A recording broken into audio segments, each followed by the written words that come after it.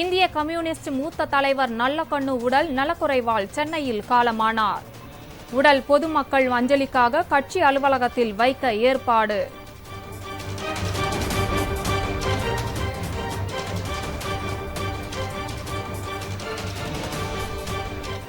நல்லக்கண்ணு மறைவுக்கு முதலமைச்சர் மு.க. ஸ்டாலின் ஆழ்ந்த இரங்கல்.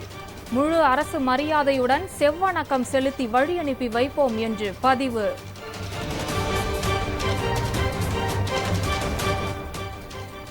நல்லக்கண்ணுவின் மறைவுக்கு தமிழக அரசியல் கட்சி தலைவர்கள் இரங்கல். இந்திய கம்யூனிஸ்ட் சார்பில் ஒரு வாரம் துக்கம் அனுசரிப்பு. அரை கம்பத்தில் பறக்கும் கட்சி கொடி.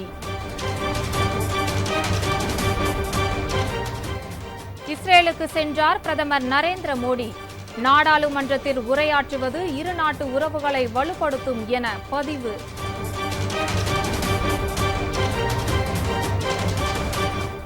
தேர்தல் நேரத்தில் மட்டும் பிரதமர் மோடி தமிழகத்தை வட்டமடிப்பதாக முதலமைச்சர் ஸ்டாலின் குற்றச்சாட்டு. பிரதமர் வந்தால் தேசிய ஜனநாயக கூட்டணி அதிக வாக்கு வித்தியாசத்தில் தோல்வி அடையும் என்றும் கருத்து. தன்னுடைய தலையீடு இல்லாமல் இருந்திருந்தால் இந்தியாவுடனான போரில் பாகிஸ்தான் பிரதமர் உயிரிழந்திருப்பார். அமெரிக்க நாடாளுமன்றத்தில் அதிபர் டிரம்ப் பேச்சு.